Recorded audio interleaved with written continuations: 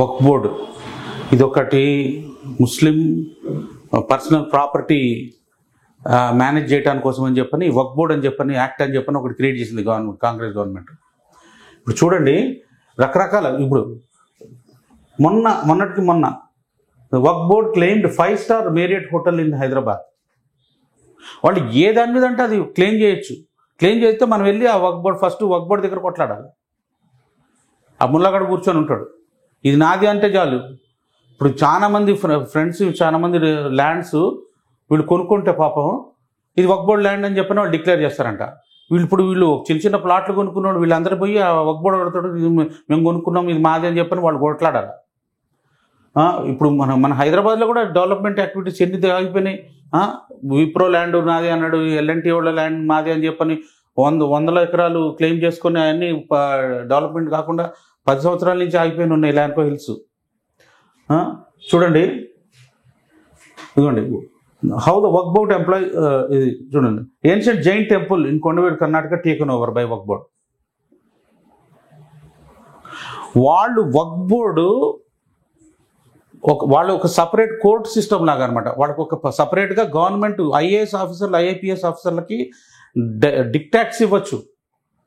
ఇది మాకు సంబంధించింది, మేము డిసైడ్ చేసాం, మాకు అది ఇది సీజ్ చేసి మాకు అందజేయాలని చెప్పని డైరెక్ట్గా ఐఏఎస్ ఆఫీసర్లకి జారీ చేస్తారు డైరెక్షన్స్.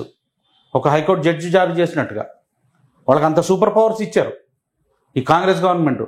ఇట్లాంటి వక్ఫ్ బోర్డ్ యాక్ట్లు ఇవన్నీ పోవాలంటే మనకి 400+ బీజేపీకి కావాలి.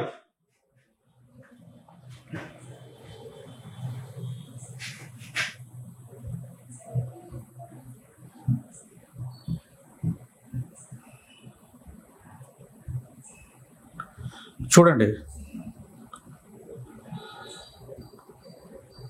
సో వక్ఫ్ బోర్డ్ అని కొడితే చాలు, Waqf board claim Lanco private park. Manikonda Jagir lands belong to Telangana government rules out. వాళ్ళు ఫస్ట్ మండల్ వర్క్ ల్యాండ్స్ వాళ్ళు క్లెయిమ్ చేశారు. తర్వాత చాలా పెద్ద గొడవ అయిన తర్వాత మనకొండ జాగీర్ ల్యాండ్స్ కూడా వాళ్ళు క్లెయిమ్ చేయాలని ట్రై చేశారు. Belong to the state government not Waqf board అని చెప్పారు. ఇదిగోండి inform Lanco hills buyers of land dispute with Waqf board. ఎన్ని లిటిగేషన్స్ చేస్తూ ఉన్నారంటే ఈ వక్ఫ్ బోర్డు వల్ల లక్షల ఎకరాలు.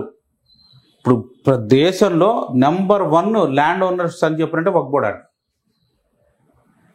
రైల్వేస్ తర్వాత అదే నెంబర్ హైయెస్ట్ ల్యాండ్ ఓనర్ ఈ దేశంలో.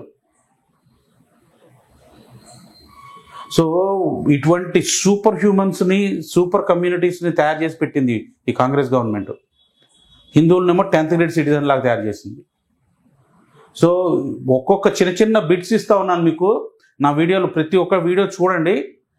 మీరు ఎందుకు బీజేపీకి ఓటు వేయాలనే దానికి మీకు 400 ఎందుకు అంత అత్యాశ ఎందుకు బీజేపీకి అని అనుకుంటున్నారేమో. ఈ కాంగ్రెస్ చేసిన దురాగతాలకు తీసేయాలని చెప్పనంటే మరి అన్ని సీట్లు రావాలి. ఎమర్జెన్సీలో కూడా కాంగ్రెస్ గవర్నమెంట్ సెక్యులర్ గవర్నమెంట్ కింద డిక్లేర్ చేసింది తెలుసా. ఇండియా ఎప్పుడు సెక్యులర్ అయింది అనుకుంటున్నారు? చూడండి నేను టైప్ చేసి చూపిస్తాను.